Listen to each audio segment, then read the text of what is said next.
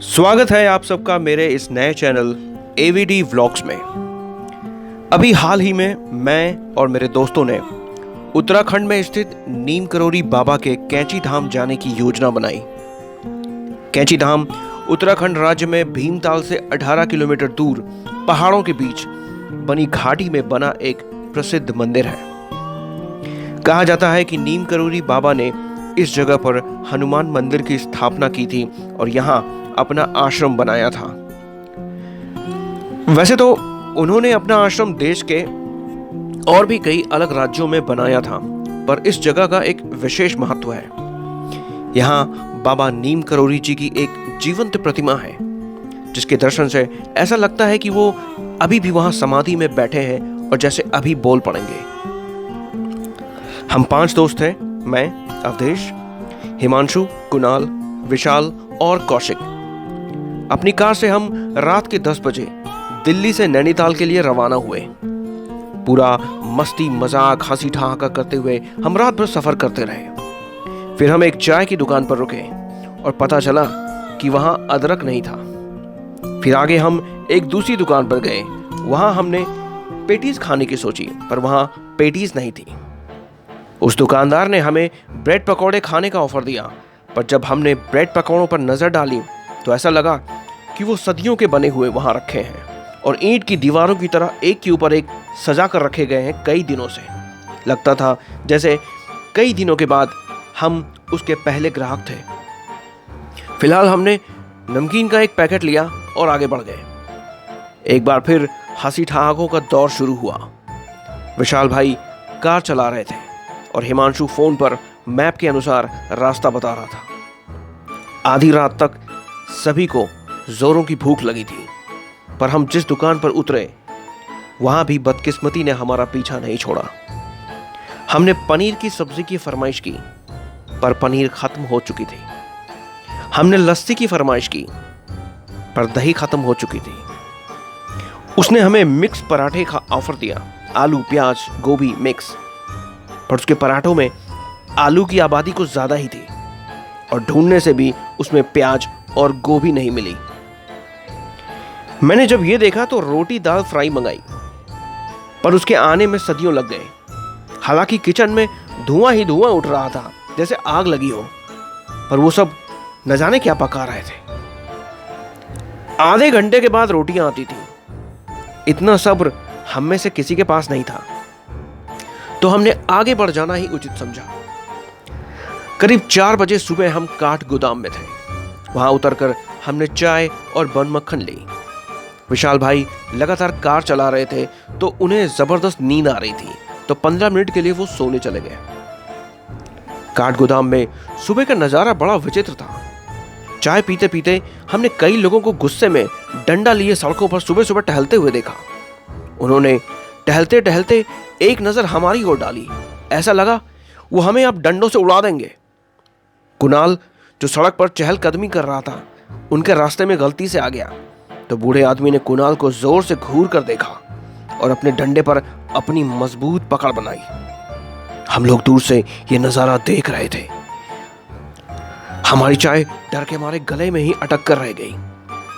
इसके पहले कि बूढ़े अंकल अपना डंडा भोले भाले कुणाल पर उड़ाते, कुणाल हमारे पास भाग आया और वो अंकल एक बाघ की तरह आगे बढ़ गए। फिर कुणाल डर के मारे सड़क पर नहीं गया और वहीं बैठकर चाय पीता रहा। वहां चाय पीते पीते हमने बहुत से अंकल आंटियों को डंडा लेकर सड़क पर गुस्से से घूमते देखा, पर हम में से किसी की हिम्मत सड़क पर उनके रास्ते में आने की नहीं हुई। हमने चाय खत्म की और विशाल भाई को नींद से जगाते हुए कहा कि जल्दी इस जगह से निकलो। विशाल भाई थोड़ा और सोना चाहते थे, पर हमारा कहा मानकर वो उठ गए। सुबह 5 बजे हम भीमताल पहुंचे। जिस होटल में हमने बुकिंग कराई थी, हम डोरबेल बजाते रहे, कोई बाहर नहीं निकला। हम खटखटाते रहे, कोई बाहर नहीं आया। बड़ी समस्या हुई। हमें कुछ देर कार में ही सोना पड़ा। उस वक्त हम पहाड़ों पर बने छोटे छोटे कॉटेज के सामने खड़े थे। ठंड लग रही थी, तो कार के अंदर रहना ही उचित था। पैर फैलाने की जगह नहीं थी, पर नींद भी जोर से लगी हुई थी। ये बात कुणाल को नागवार गुजरी। वो होटल के दरवाजे पर गया और जोर जोर से खटखटाने लगा, पर कोई भी जवाब नहीं आई। कुणाल गुस्से में आ गया और जोर से चिल्लाया, भैया भैया, दरवाजा खोलो, भैया, ओ भैया। उसकी आवाज वादियों में गूंज रही थी। उस वक्त सुबह के 6:37 हो रहे थे। कुणाल लगातार चिल्ला रहा। उसकी मेहनत रंग लाई और एक स्टाफ मेंबर ने नींद में दरवाजा खोला। पर यह वो वक्त था जब हमें पता चला कि जो होटल रूम हमने बुक कराया था, यहाँ उसका कोई रिकॉर्ड ही नहीं था। इस बात ने हम सबकी नींद उड़ा दी। हिमांशु उठकर ऑनलाइन बुकिंग कंपनी से रिफंड मांगने लगा, जो कि उन्होंने दे दिया। अब हम कैश पेमेंट करके होटल के अंदर अपने अपने कमरों में चले गए। जबरदस्त नींद लगी थी, तो अंदर जाते ही सबको नींद आ गई। दोपहर 12 बजे हम उठे और नहा धोकर कैंची धाम जाने के लिए तैयार हुए। पिछली रात हमारे अनुकूल नहीं थी, तो हमने हनुमान जी प्रभु से प्रार्थना की कि अब सब कुछ अच्छा रहे। तो ऐसा हुआ भी। रास्ते में हम जहां रुके, मन मुताबिक पराठे, मोमोज, कोल्ड ड्रिंक मिले। खाना स्वादिष्ट था और शाम 5:30 बजे हम कैंची धाम पहुंच गए। ट्रैफिक कुछ ज्यादा ही था, पर इट वॉज ओके। हमने प्रसाद लिया और भगवान का नाम लेकर नीम करोड़ी बाबा के आश्रम में घुसे। ये वही जगह है जहां कभी एप्पल कंपनी के फाउंडर स्टीव जॉब्स और फेसबुक के फाउंडर मार्क जुकरबर्ग आए थे। यहां से उन्हें जीवन में आगे की राह मिली। बाबा नीम करोड़ी से प्रभावित होकर हॉलीवुड अभिनेत्री जूलिया रॉबर्ट्स ने हिंदू धर्म स्वीकार कर लिया। कैंची धाम में लोगों की भीड़ थी।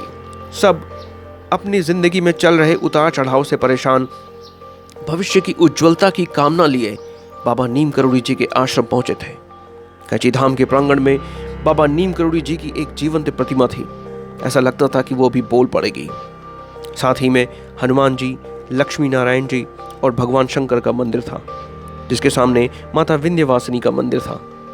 लोगों की भीड़ की वजह से वहां कतारें लगी थीं, पर दर्शन अच्छे से हुए। हम लोग वहां काफी देर तक रुके। एक स्थान पर बैठकर हनुमान चालीसा का पाठ किया और उस जगह की आध्यात्मिक ऊर्जा को ग्रहण करने का प्रयत्न किया। नीम करोड़ी बाबा जी, जिन्होंने अपना जीवन लोगों की सेवा में लगा दिया, वो एक महान संत थे जिनसे हमें प्रेरणा लेनी चाहिए। धर्म के उत्थान के लिए, लोगों की सेवा के लिए उन्होंने कैंची धाम में अपना आश्रम बनाया। आशा है आप सबको मेरा ये व्लॉग पसंद आया होगा। अपने विचार कमेंट सेक्शन में ज़रूर लिखें।